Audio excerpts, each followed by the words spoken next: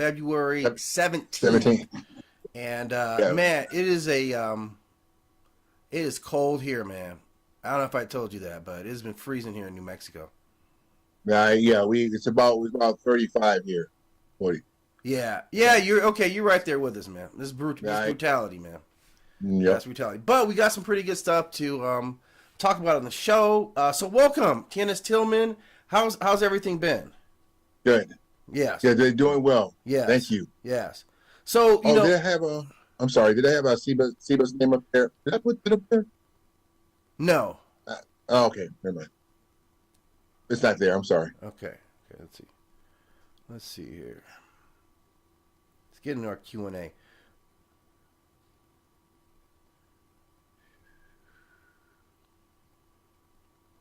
Jeez. Oh, I'm sorry. I'm in the wrong folder. That's why.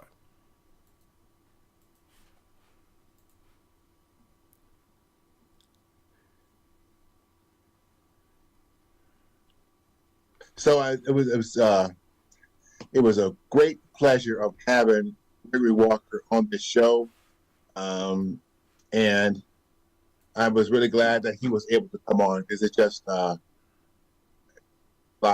was awesome. Yeah, it was really, really good. He brought a breath of fresh air, a lot of knowledge. Just like, man, just an incredible person. Just easy to talk to. Like his style and delivery was just like, it was really good. It was really good.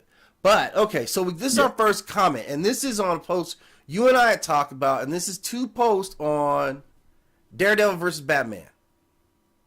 And the first guy, now I'm gonna tell you this, Houseline. Okay, the first guy is going Daredevil. All right, he says Daredevil's cool and all. Oh, wait a minute. Daredevil's cool and all, but without a shadow of a doubt, Batman takes the win. All right, and here's the second comment. Second comment says, I think Batman knows more martial arts than Daredevil, and he would probably see his hearing as some weakness and expose that. Okay, so we had talked a little bit about that, but I mean, here's the thing. I go with Daredevil for a couple of reasons. Mm-hmm. We talked about it before. Daredevil is, this is a guy, man, that's born in grit. He's a grit person. Yeah. And so what I mean by that is that, right, okay, he has grown resilience and toughness. Yeah. Okay? Mm-hmm. That's my acronym for grit. Mm-hmm. Okay. Okay? Yeah. And so when you grow resilience and toughness, and you do that, he's, right, been in the streets longer. This guy stays there. Yeah. Okay, and so Batman comes and goes. Now, don't get me wrong. I like Batman. Batman is excellent, right? He's awesome with technology. He's awesome with all the stuff that he does. But if he had to fight Daredevil on the spot, mm-hmm. Daredevil would be the guy that would take right there. Okay, who do you think's martial arts skills are higher? Daredevil is, because Daredevil is a street baller. He's a guy, man, that dukes it out with people, man, in the street. So he's fought the Punisher. He's fought Wolverine. Yeah. He's fought Black Panther. Mm-hmm. Right. He, to me, is a force to be reckoned with. Okay? Is this a good fight? Like, if you're watching it, is this a good fight? Yeah, because Daredevil can take a lot of punishment. Yeah. Right, he can take a lot of punishment. I'm not saying that Bruce Wayne cannot. He has, right, but to a certain degree. And when he has lost, he'll flee. Mm-hmm. Right. Mm-hmm.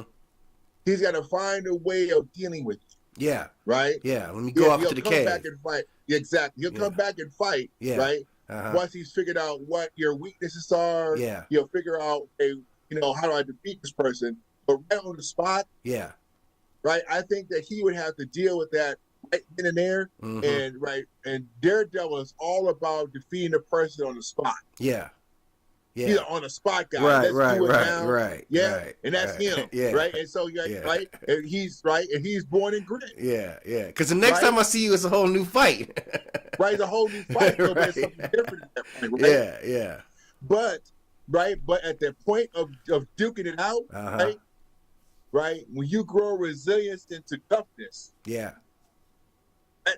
That's Daredevil all the way. Yeah. Okay. Okay. We wanted to get that one out of the way. Now I want to get into the Shades of Memnon. We can come back to some Q&A because I feel like we're gonna need that time on this. Do you want to get into this? I think we can come back to that. Yeah, let's come back to that. Do Okay. we have another one? We got a couple more, but I want to get into this. Okay. Yeah, because I know we got time. Okay, so again, we're back. We're starting with book 1 of the Shades of Memnon series. Yeah. Yeah. I'm glad that Brother G came and explained, okay, the Shades of Memnon book 1. Yeah. Okay. So there's some things about the Shades of Memnon book series that I like. Mm-hmm. Okay. I know it talks about culture. Yeah. It talks about dealing with different people. Yeah. Right. It talks about dealing with people from the north. Right. It talks about in the beginning when he starts out in school. Yeah. It talks about, right, his experience with his mother being killed. Right. Uh-huh. It talks about him and his sister being taken captive. Yeah. Okay. It talks about all these different things he had to go through. Okay. But what was interesting to me is he goes into, he's saved for a purpose. Mm-hmm. Yeah. Yeah. He is. Right. Okay. And so his name, Memnon, means, right, the black seed that goes on living. Yes. Okay. Yeah. So with that name, right. So the Kohansa, right, is a Cushite priest. Mm-hmm. And so once he understands who he is, right, his goal is to train him up. Yeah, absolutely. Okay. So my part in it is I love the training part of it. Yeah. Yeah, right? yeah. Okay, yeah. Okay. He puts him into grit. Mm-hmm. Now what he does is he lays him on this rock. Mm-hmm. Okay. Lays him on the rock. And so once he's oiled down, he stays there for like months. He stays there for many moons. Yeah. Okay. That's saying a lot because what's happening is that a couple of things. Number one, you find acupuncture right in the story. Right. Okay. I remember this. Yeah. Yeah. Okay. So when you find acupuncture in the story, it tells you a lot about the origins. Mm-hmm. But this person who's doing this to him, right, is also a Cushite, right? An Asian Cushite person, right? Yes. So it tells you where the origin of these things come from. Yeah. Like, Gregory Walk, right? He mentioned, right? Beautifully when he was done. here last week. Beautifully done. Yeah. Yes. And so he talks about that. What's so significant about that is this is the process of toughening his bones. Yeah. Okay? Yeah. That's the first part. Mm-hmm. Second part is he learns about one of the most important things. Mm-hmm. He learns about what is called the Ra'u energy. Yeah. Ra'u energy is very important. Mm-hmm. The Ra'u energy is in book 1. Yeah. The Ra'u energy is in book 2. Mm-hmm. The Ra'u energy is in book 3. Yes. It's one of the most significant things because it talks about the way of being. Mm-hmm. The way of being is what this Ra'u energy talks about. Okay? Now, in Star Wars, of course, they call it the Force. Yes. The Ra'u energy talks about the serpent fire. Yes. Serpent fire energy is really important. Mm-hmm. Okay, because what's happening is he has to learn how to control this serpent fire energy. Now, is serpent fire energy real? And the answer is yes. Mm-hmm. Because the priest or the doctor that's giving him the acupuncture explains to him the Ra'u Chi. Yeah. Okay.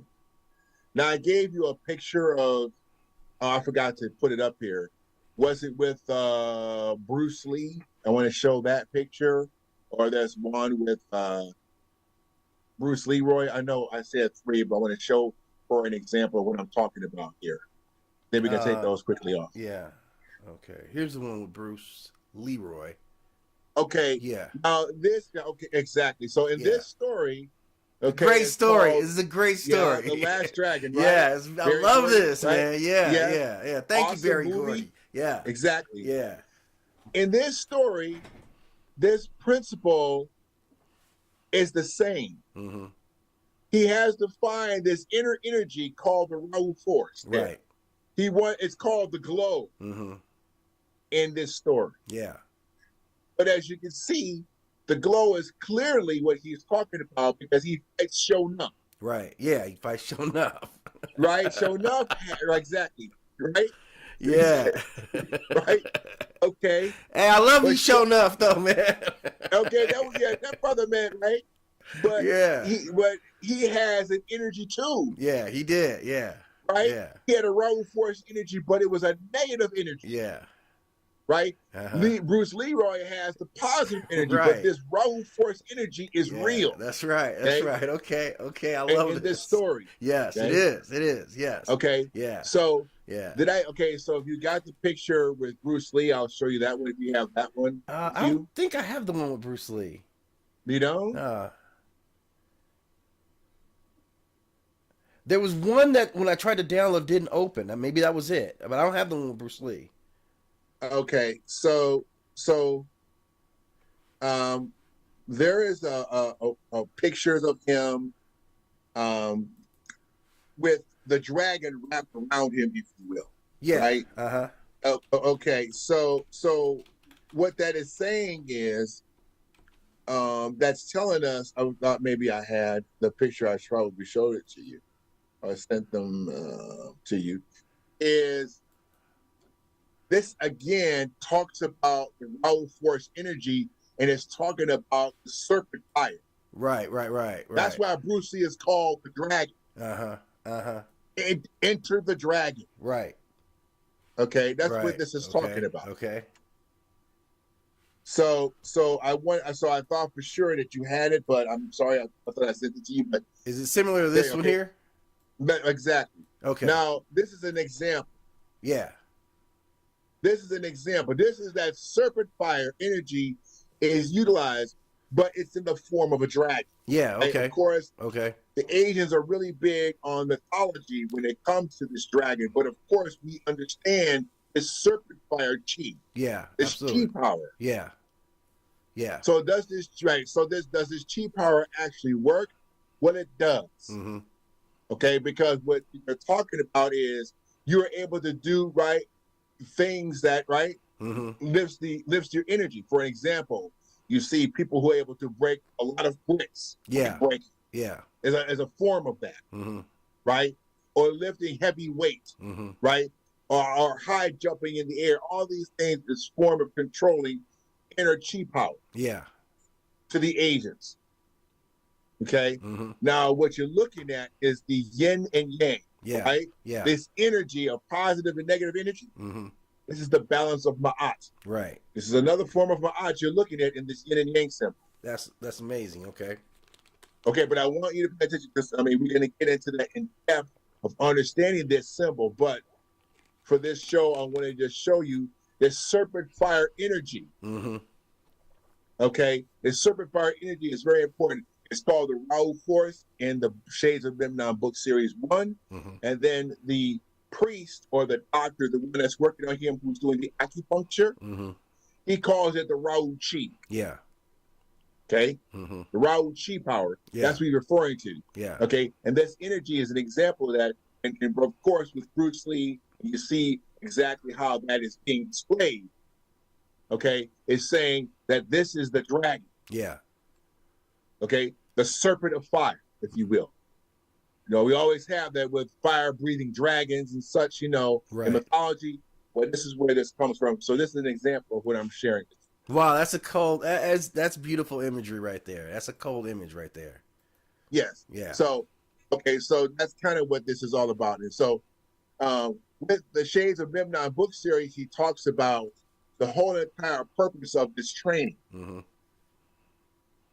Okay, so it comes to head with him fighting Kron. Yeah. And Kron wasn't no joke.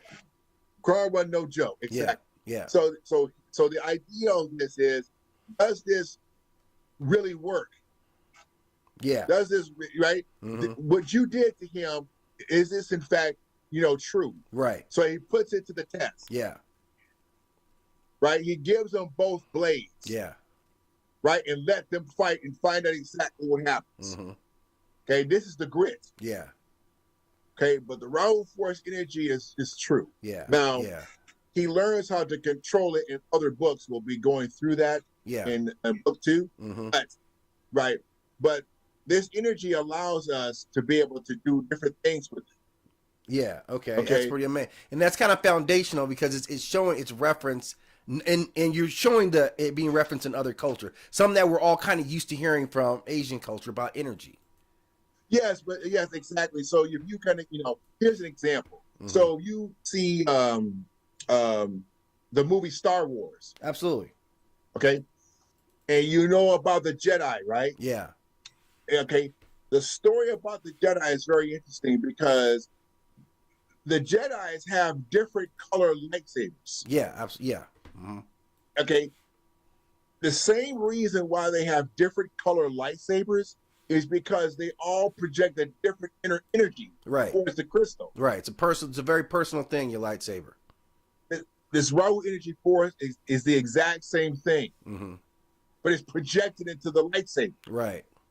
We didn't put that up here, but we'll probably do it next week. Yeah. We But definitely when you're talk about starting that. to see, yeah, exactly. When you're starting to see these different life forces, it's telling you that this life force that comes from them is saying this is how you're able to utilize this saber. Right. Mm-hmm. Because that's the whole entire purpose. In this story, it's talking about how he's able to project or direct this energy into what we know called this the swords of Sekhmet. Yeah. Okay. Mm-hmm. So, all right. So in this story, he's going through that, right? So now he goes to Israel. Right. Right? Yeah. Goes to Israel. What's so important about Israel? That's where the sword material, is. That's where the source material is. Yeah. Which is this what we're looking at here? Yeah, that's actually a real metal that actually came from space and ended up in Egypt. That's the Bottom Pet metal. The Bottom Pet metal. Correct. Okay. So this metal is actually was in the Smithsonian Museum. Okay. This is actually a real picture. Uh-huh. Okay, so this Bottom Pet is actually in the Medunetcher, meaning sky metal or metal from heaven. Okay. Yes. So it's so for an example, excuse me, Tutankhamun's sword or knife or whatever, one of those things they have says, this sky metal was forged or made into a blade like, his sword or his knife or his dagger. Mm-hmm. It was a short sword or a dagger. Yeah. But this Bottom Pet metal actually is true. Space metal. Correct. So this metal that they're referring to in the shades of Memnon is this metal. Wow. Or a metal very similar to this. Yeah, it's a similar story. And that seems like, so clearly modern stories like even Black Panther are kind of borrowing on this actual story. Yeah, but vibranium is not even, right, it doesn't exist. Yeah, right? but I'm just saying, just the idea of something precious coming and landing in this area of the world. Yeah, exactly. But this is actually, what I like about this is real. Yeah. Like in the story. Yeah. I mean, and that is the nature of Africa. It is the most mineral rich. It is the richest mineral content on the planet. Exactly. By far, by a long shot. Right. You get everything in Africa, right? Right. Literally, you get diamonds, you get gold, you get everything in Africa. That's actually the truth. Exactly. Yeah. Yes. So this metal, was in Israel is where they end up getting it. Yeah. Okay. Okay. So in this story, and it's a cold-blooded way he goes about getting it too. That's an interesting when he has to go get it. Right. He makes relationships or friends or he makes how can I put it? I want to say an alliance, but he kind of gains favor. I guess it's with Samson. Yeah. Okay. In there, and so so he does this, and so they talk about the Urim and the Thummim. Yeah. In there. Now, actually, that's actually gemstones. Okay, that's found on the ephod of a priest from Israel. Okay. It's on the ephod. Mm-hmm. If Ephod. you're not familiar with an ephod is, yeah, very important. Yeah. Okay, they wear that around these, right? So the priests of Aaron, Okay. okay, wear what is called the ephod. And so these gemstones are what they're referring to. But in the story, it talks about how these energies is able to tap into what this metal actually does. Yeah. Yeah. Okay. Okay. Okay. So after he's able to obtain this metal, he goes to a blacksmith. That's right. Yeah.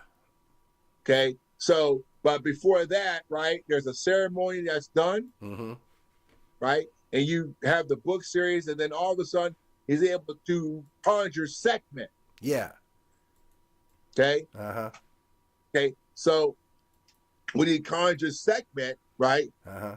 Sekhmet has the blood of Memnon, and so what ended up happening is her energy goes into these swords. Yeah. Yeah. Okay. Yeah. Okay. But in addition to that, there's 8 gemstones That's right. that is on the blade. Yeah, on the blade. Yeah. Yes. Yes. I like to refer that to the Agduit. Okay. Okay. Okay. Okay, that's what I like to refer to it as. Mm-hmm. And so there's Agduit, of course, we know of the primordials, right? Of the foundation, right? Of the creation story that we know about. Right. Right. Okay, so but in the story, when it's put into the swords, the Rahu force energy that's in Memnon, right, is channeled into the blades. Right. Okay. Yeah. Yeah.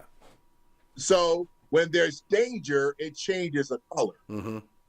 When he's in combat, it changes to another color. Right. These gemstones are activated based on the Rahu force energy. Mm-hmm. Okay. It's a conduit, if you will. Okay, of that. So that's what happens. And when they're activated, right, then the swords, right, produce, of course, energy. Yeah. But when he's fighting, the roar of Sekhmet comes out of Yeah. his blades. Yeah. Yeah. Yeah. Okay. So and he talked about the werewolf scene. Yeah. We It talked was about that cold. last time. Yeah. Right. Yeah. So he's fighting these werewolves with the claws of Sekhmet. Yeah. But remember now, he has a short blade and a long blade. Mm-hmm. Right? Okay. So these are 2 different sizes, right? So Yeah. they're not the same size. Yeah. Okay. But what he's doing is every time he's fighting and he's combating these creatures, right? The roar comes out and the gemstones are light up, right? Yeah. And this energy is going right. And remember now, in the beginning of the story, he learned sword fighting from Teta. Remember Teta? Yes, I remember. Yeah. Okay, Teta. Mm-hmm. So he's able, right? This is before he learns the Pankarashin. Right. Okay. But he's able to fight them just based on the Rahu force energy, and he has the blades. Right. Yeah. Okay. So he goes through his adventures, right? Once he's understanding a little bit more on how to wield them, Mm-hmm. right?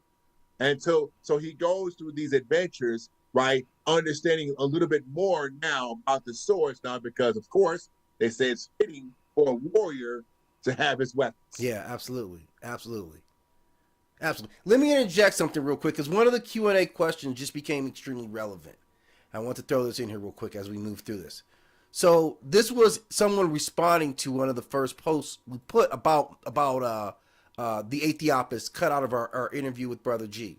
And what this person had to say was, I'm starting to wonder if Middle Eastern, Caucasian, Asian, or any kind of Hispanics even existed. And my response to him was, interesting, but if you read the book, Brother G actually represents every single one of these cultures that existed at that time in this book. Is that correct? It is absolutely 100% correct. Okay, so before we go any further, Yeah. right? Yeah. Okay, before we go any further, okay, so I mean for our channel, what we're doing, okay,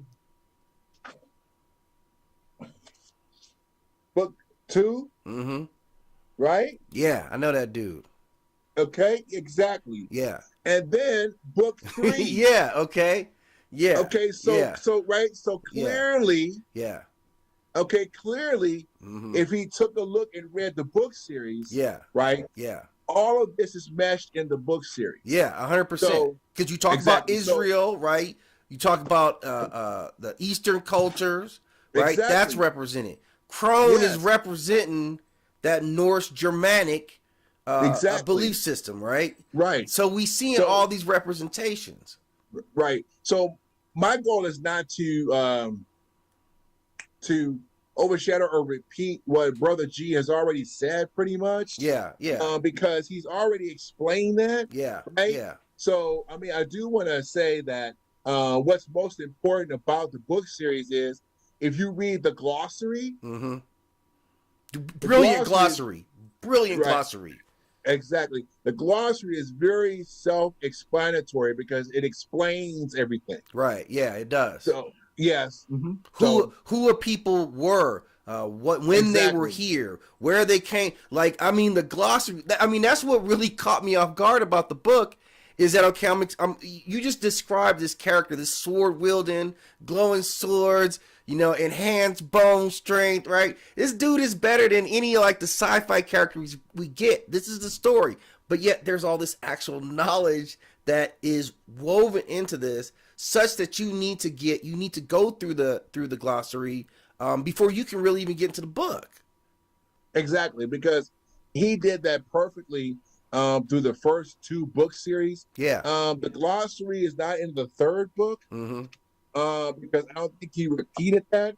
But definitely, when you have the glossary in the first two books, you Yeah. don't have to have it in the third book. I mean, Yeah. it's just It's amazing. because yeah, it's plain to see. So Yeah. I think that person should at least take a look at the glossary first, Yeah. Absolutely. Absolutely. and then read the book, and then Yeah. Because I mean, that's I what he's can doing. That's what he's doing. It's all these cultures. It's really showing on all these connections and how they interact with each other back in these ancient times. exactly. Yeah. So So okay, that's why I wanted to bring that up because we were kind of on that, and I want to okay, directly answer that question. okay, yeah. So that's kind of what's going on with the metal, Mm-hmm. right? And that's what's going on in this scene. This scene right here is one of my best. I love that picture, right? Yeah. And it's talking about two of my favorite things: Mm-hmm. warriors and werewolves Warriors and werewolves at the same time. at the same time, right? Yeah. So Yeah. you got two, right? So Yeah. you got the best of both worlds right there in that Yeah. picture. Yeah. so so okay,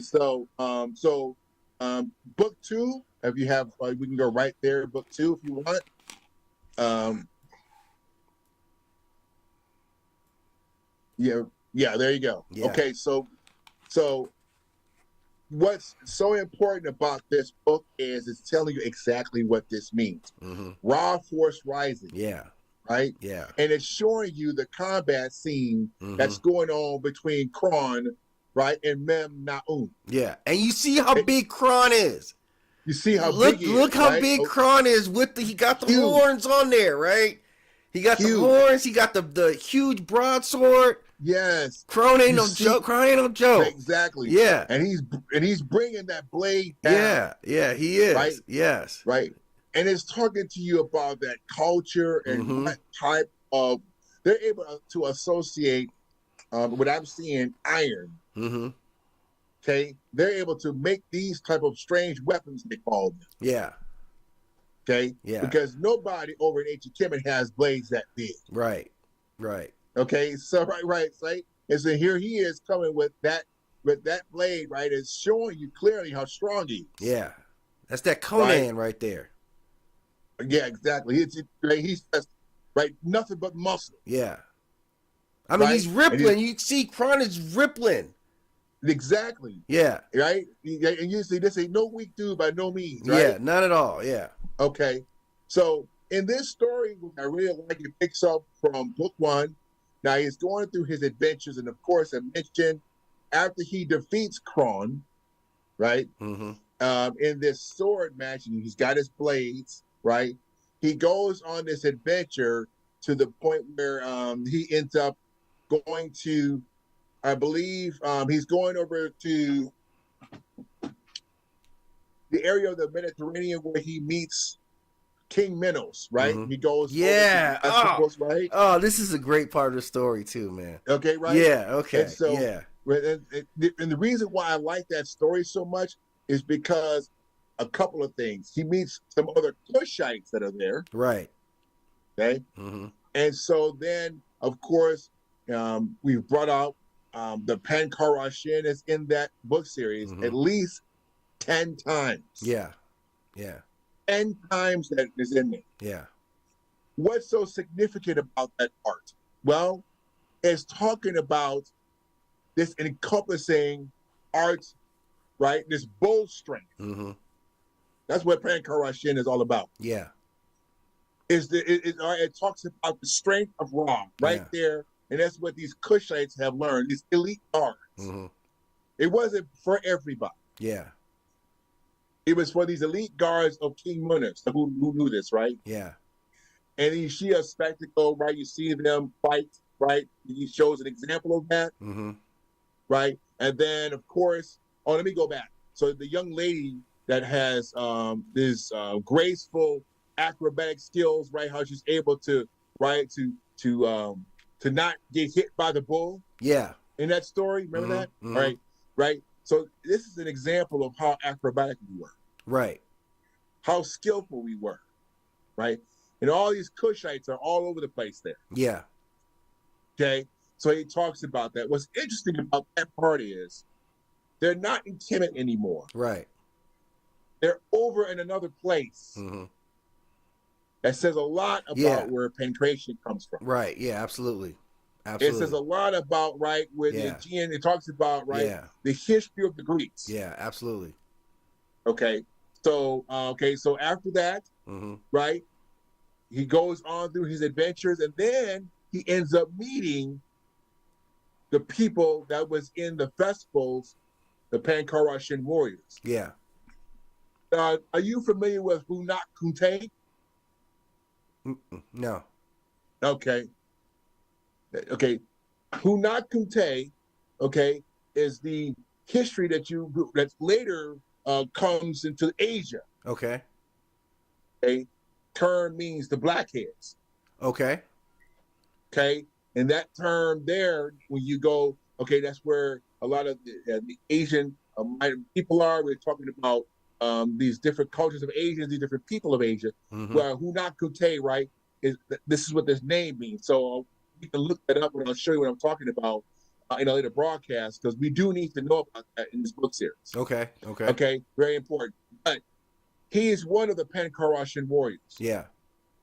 And so he teaches Memnon his fighting skills. Okay. And also from book 1 to book 2 to book 3, the Medjay warriors are all through those book series. Yeah. Very important. And they're in the Princess Nefertari Protectors of the Nile book. Okay. The Medjay are very significant in all of these book series. Yeah. Very, very prominent during this time. Yeah. Okay. So you see what's going on in the book series all through it. Now, I'm not sure if you probably picked it up in the book series, but Ramesh III is in it. Yeah. That's Ursa Ba'at III. Okay. Yeah. Yes. Okay. Very important. Yeah. Ursa Ba'at is in there, and they're talking about this Nasubiti. Yeah. That's in there. That's who the Ramesh III they're referring to. That's what they're talking about. Okay. So Memnon gets trained, right? He learns how to be able to hone his fighting skills. Yes. Okay. He has people to help him. And he goes on these adventures, right, of fighting. He goes, right, and all these different things that he does, right? But what's most important to me is there's a mesh of different cultures that come together trying to solve a problem. Right. One of the things I've learned is that trying to release all the captive of Cushites that was there. You've probably seen that in that story. Yeah. Okay. So that's very interesting to me. So The Shades of Memnon is by far a book series I tell everyone to get because it has different things in there. For me, it was all about learning the way of being. Yeah. It was all about warrior skills. It was all about understanding how to be able to connect to different cultures. Mm-hmm. And that was a very significant thing for me in that book series. And Brother G did an awesome job with just connecting all those dots. I mean, because to me, the most significant thing about it is like, it's got the candy. You know, if you want to entice people to read a particular book or, you know, work, but you always want to give them the vegetables too, right? And the candy is it's a well written story. If you just like action stories, if you're just into like warrior culture, it's got a plethora of that amazingly written. It's actually a well balanced story. And then the fact that he's able to weave this with all this actual knowledge, that's what takes it kind of in another stratosphere. Like, you know, we can talk about George Lucas and these guys as get writers, but they still weren't doing, even as the scope of what they were doing, they still never were tying that back to where they were even referencing stuff from, especially not in the way that Brother G was doing that here.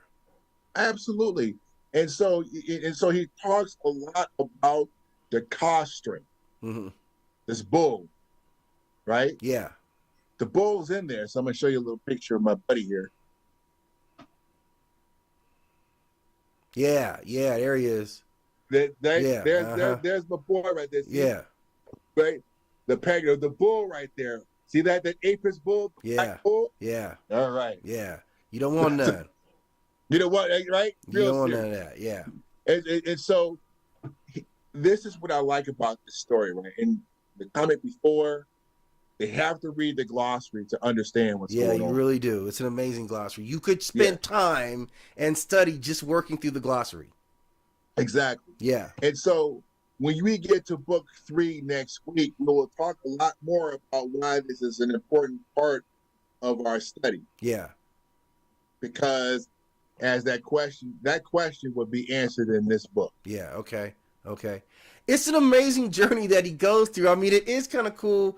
We think about a lot of stories like The Witcher. I don't know if you're familiar with The Witcher stories. He goes through kind of an alchemistic type of process in order to become a Witcher, right? So what they do with Memnon is very similar. Like you said, there's the acupuncture, there's the learning the points of his body, there's the making his bones unbreakable, you know, which he even has to test out in his own head.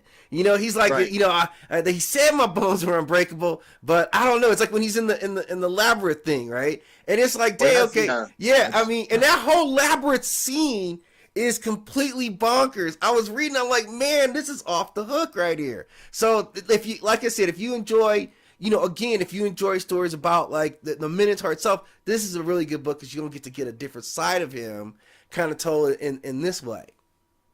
Yeah, and you know, anytime you see the bulls, I mean, especially when you're looking at it from a perspective that we are, they're very, very strong creatures, but they're very protective. They're not out of control. Yeah, they're not out there starting problems. Right, they're not out there doing that. Yeah. Right?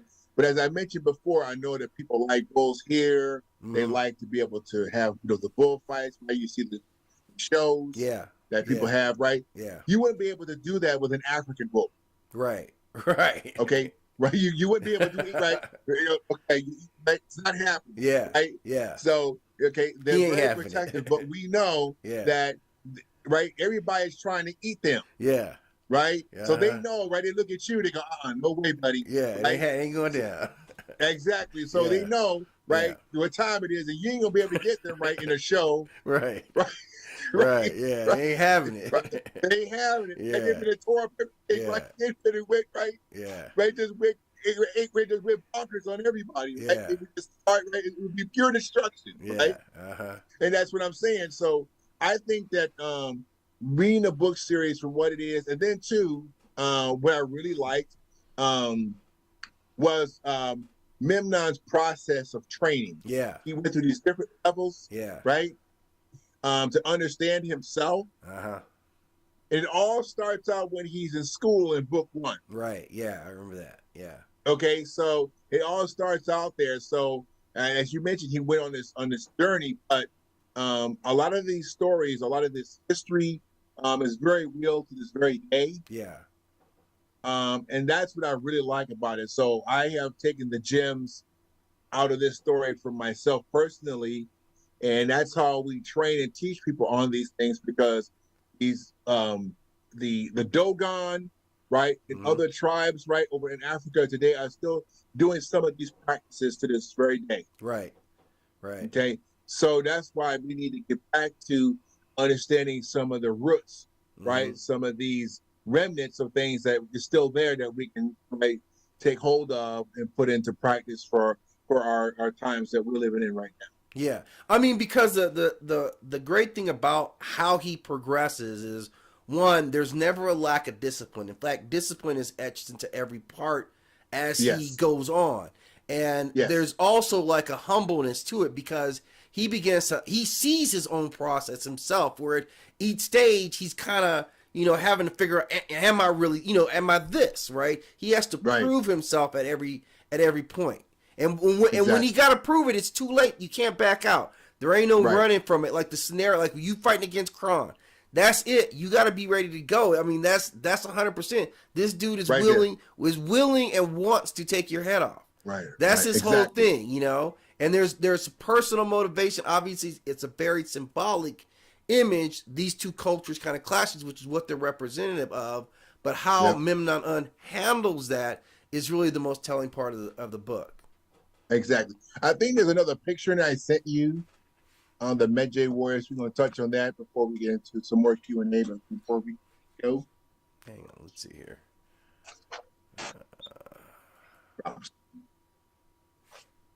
On the Magic, what am I looking for? Um, Let me see if I can show you this one here. it's inside of the book too, the blade fighting ritual. Blade fighting ritual. Wait a minute. Did you email that? You emailed that to me, huh? I did. Let me check and see if I'm missing one here. Because I got to find this. Hang on. Let me see if I can find this. Give me a second here. We did, and we'll do it next week, I think. I'll show you.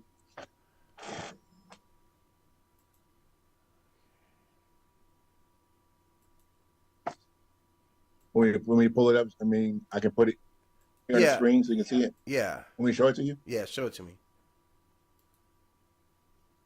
Oh, why can't I find that? I'm sorry, I couldn't find it. I was going through the emails right now.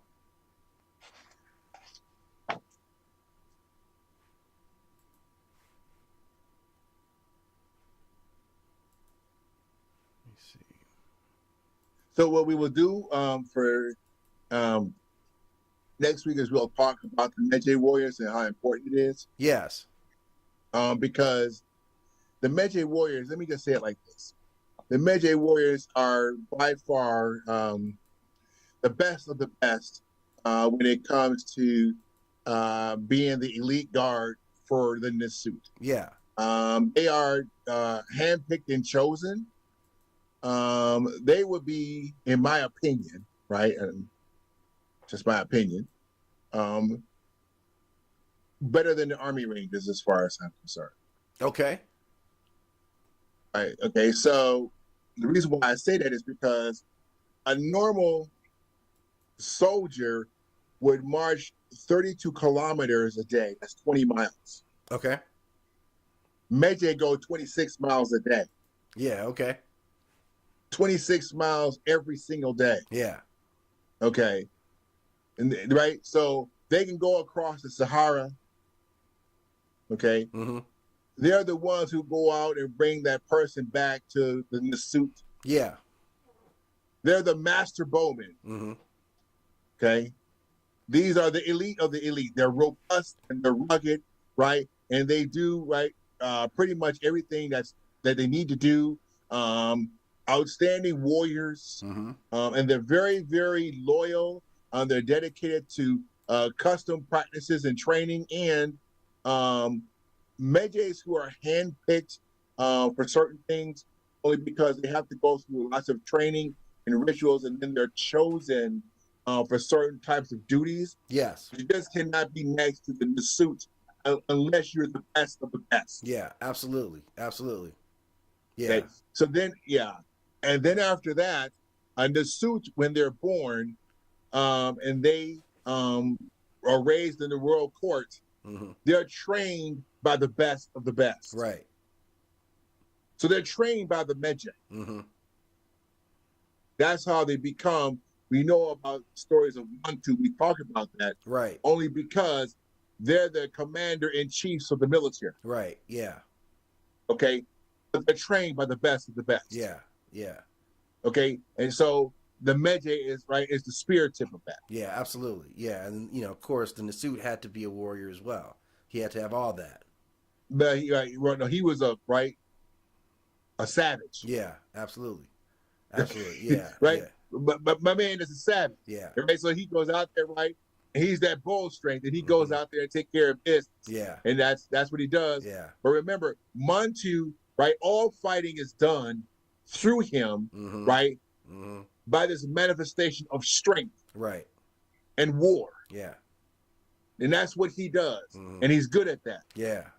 And that so yeah. So that's what So that's his thing. Yeah. Yeah. Absolutely. That's like I said. I really love getting into this series.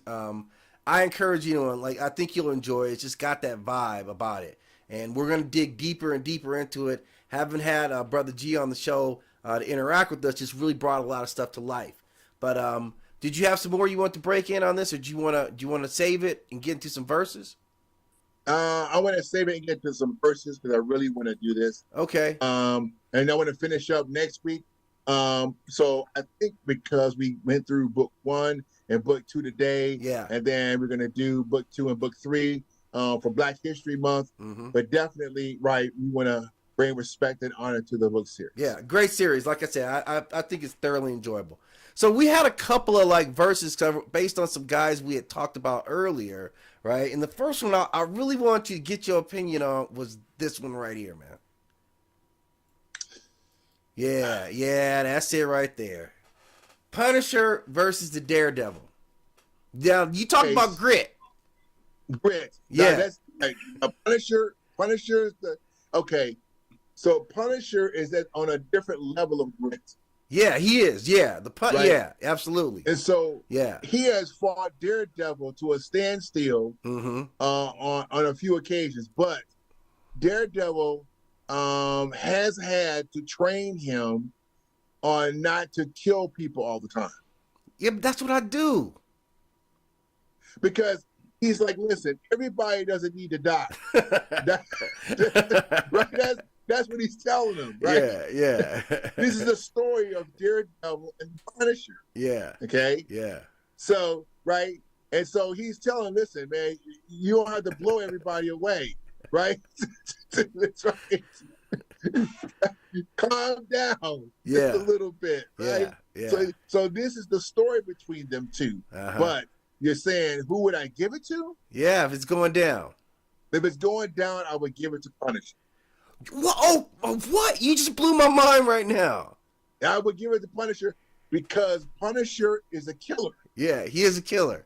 He's a killer, man. Yeah. And so, right? And so he has a different level about him, man. Being trained in the military, right, is a whole nother level. Now, remember, this is not like Batman, right?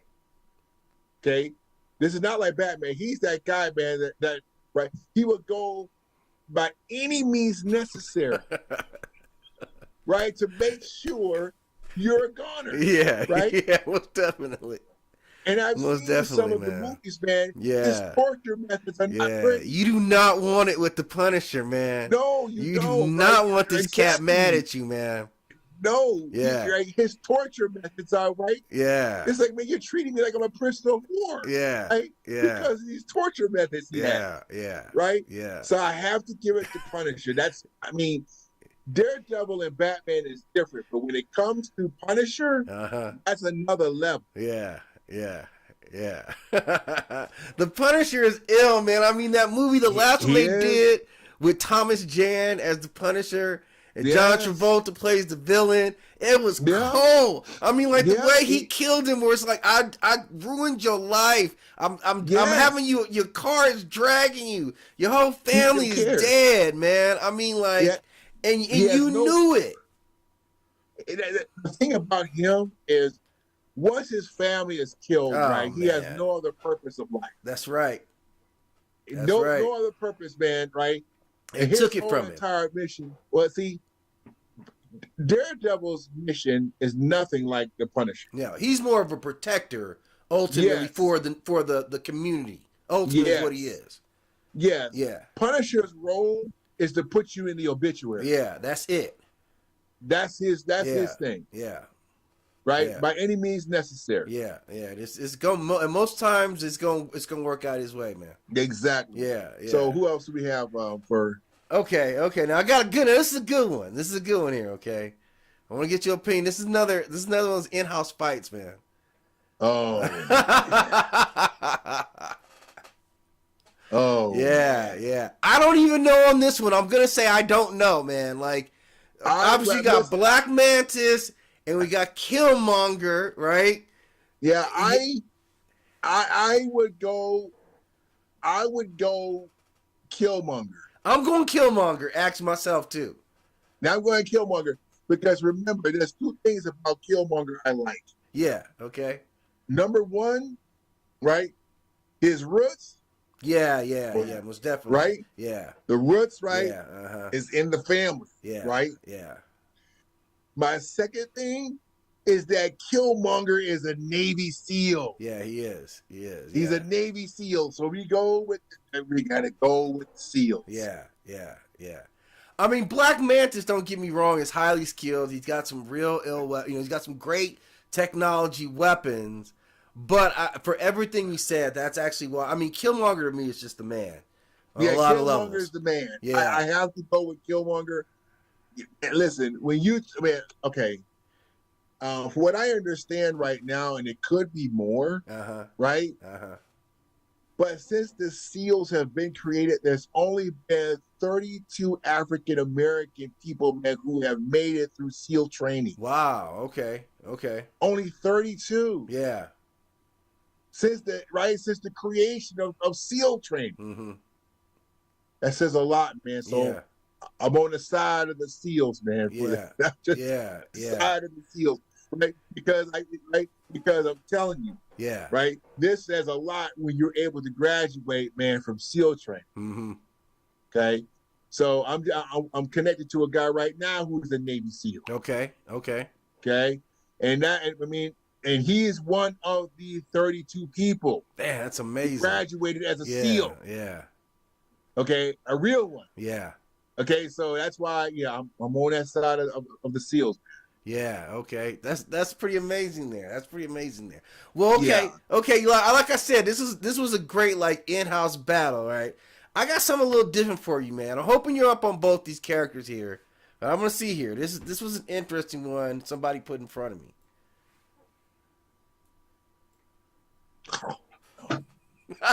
Now you see, we got Chucky, the old school, the original, the most terrifying doll creature of all time, versus somebody new on the block, man. Megan's coming in on the block, and she's trying to get her name done.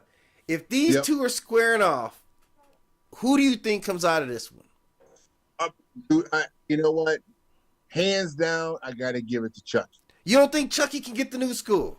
You think Chucky gets the new school? Chucky, man, is the master. Right? Okay. He's the master. I'm sorry, man. Right? Yeah. He is, right? Yeah. He has done more, man, to a person. We can't. Oh, man. I'm sorry. Yeah. Right? Yeah. And then what makes it so unique? Yes. He can tie her down. And put his soul into her.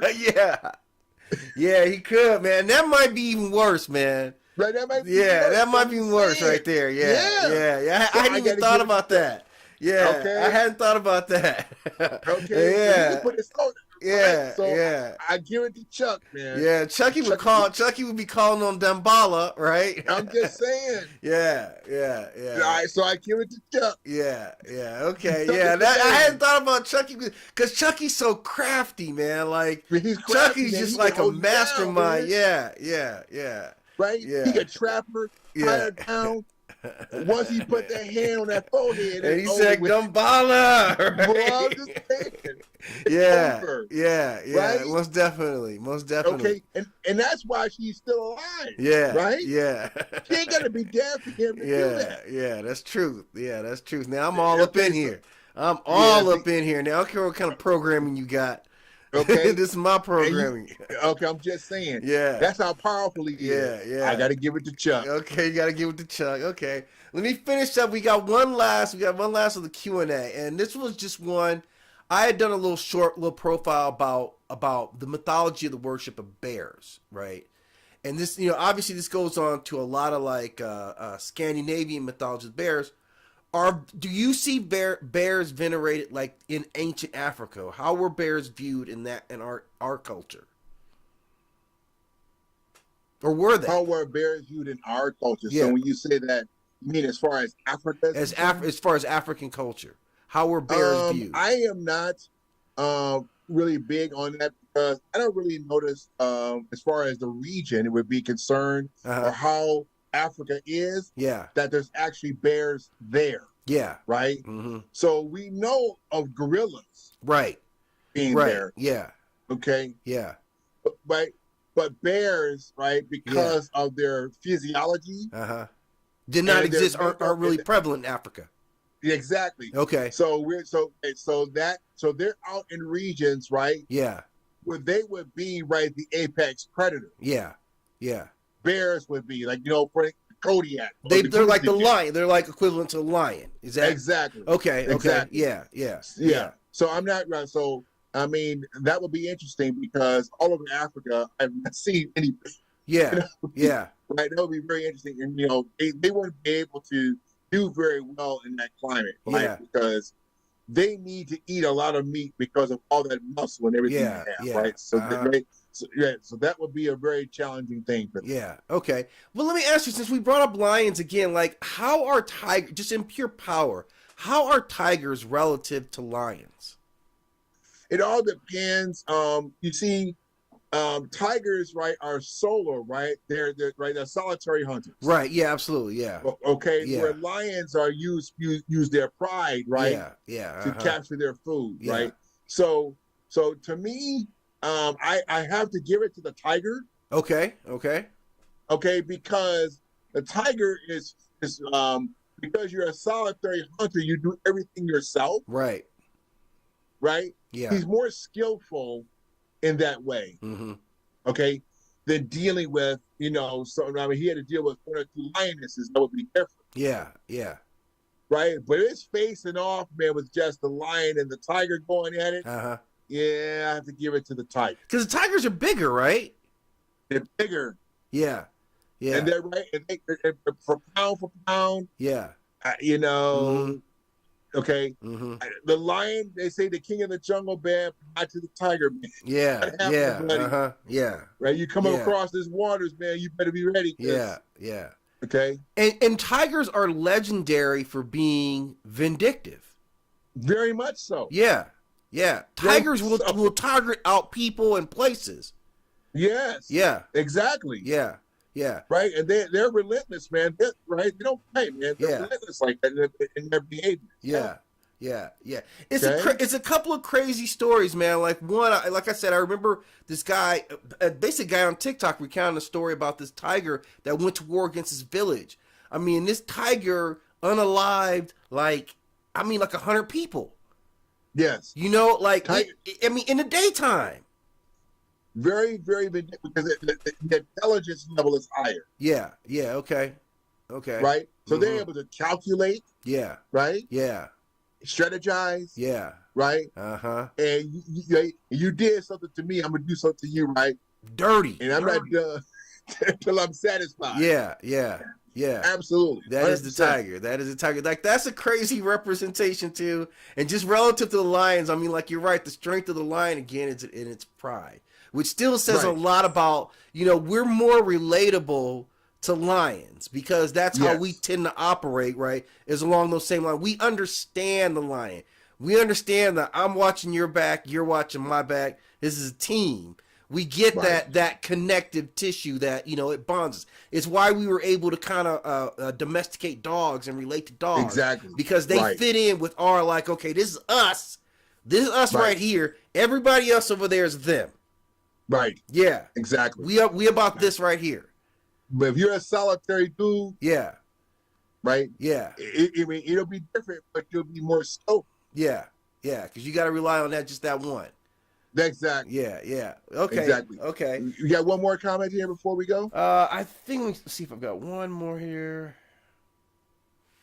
Oh, this was an interesting comment, right? I mean, this is more kind of a social thing. This guy didn't really ask a question, but I was talking about again just a video I had done on Heket, right, the midwife, and what this guy comes to. Obviously, he says he must be a Christian.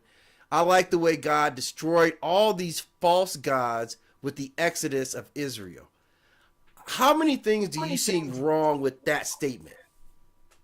A lot. Yeah, yeah, Okay, so he says, no, I mean, when he says he says the way God destroyed all of these false gods. Now, I'm trying to understand, what does he mean by that? yeah, And so a lot of people, first of all, don't understand. We've talked about this on this show many times. mm-hmm. Ancient Kemet didn't have any gods. Right. It's a very important thing. Yeah, so I'm not sure what he's talking about. Yeah. Okay, and at this time, when he's referring to the Exodus of Israel, Mm-hmm. the only reference I can get from that is the Exodus of the Hyksos from Kemet in the 18th dynasty. Mm-hmm. Okay, all these other stories, I'm not really sure what he's referring to. Right. And unless he has something to be able to back that up, I am not at all understanding, because he should have been able to give me a little bit more information. Yeah. Yeah. When you use the term gods, Yeah. he using the term as he's directing something like he had something that was false. Yeah. Exactly. Right? But in ancient Kemet, that's not the case. Yeah.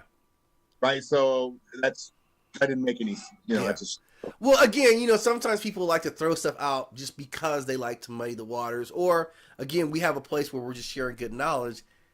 People feel threatened. I think when it's not their belief system, they feel threatened by anybody spreading knowledge that is not connected to what they believe. Well, here's the thing. I don't disagree with that part, right? Yeah. But you have to be able to prove that. Yeah. Well, what you can't do. Right. I mean, like what you want to claim, you cannot prove. Right. So if you're proving about false gods, you have to be able to explain that to me when you say that term. Yeah. Because there was no gods there. There never was. Yeah. Right. Yeah. So when you're saying that, you have to be able to help me to understand what you mean by what you're saying. Yeah. It's a difference in cultures that they're not. Right. They're Because not you have to be able to. Yeah. Yeah. It's right. When there's nothing. Okay. When there's no symptomatic thinking involved. Right. Okay. Then everything else is complicated. Yeah. Because he's referring to a whole bunch of symbolism. Yeah. Exactly. False. Okay. Yeah. So you responded to them by what you had to Well, say about that. my comment is always that you say amen after every prayer, not knowing where that actually comes from. And that's as funny to me as anything else. Yep. Yeah. I mean, right. And if that didn't matter, Yeah. I wondered what that meant, because of course it is, right? Yeah. Exactly. Yeah. Exactly. So yeah. Yeah. So that that was pretty much it right there, though. I mean, we hit on some really good topics. I really enjoy going over, in depth the shades of Memnon, because there's so many layers to it. So we're gonna get back into that. Look some more on book 2, going into book 3. So if you're following the series, this is a great time to kind of jump in and review what we've talked about, and look forward to going on to what's ahead. And we have some great verses here tonight too. yeah, absolutely. I enjoyed the verses, man. But that was interesting, man, with Chuck. Absolutely. All right, well, Chuck represented, man. Chucky represented once again. Yeah. So all right, Marley, you have something to say? So I'm really happy that we did the show. For all those who are following us, the number might have been up there. I wasn't sure if we put the number there for people to call in if they needed to. But for future references, we will have it so people can call in if they have any questions. But no, I enjoyed what we did tonight, and just sharing the shades of Memnon. That was perfect. I'm glad I got the medal up there today. That was great. Yes. Right. I love that part. and I look forward to doing more next week. All right, man. Well, I'm looking forward as well. I'll be speaking with you soon. As always, leave your comment suggestions in the comment sections. We'll try to respond. If you got any specific topics you want us to talk about, just let us know. We'll look at doing that as well. Thank you again, my brother. I'll be talking to you shortly. Awesome.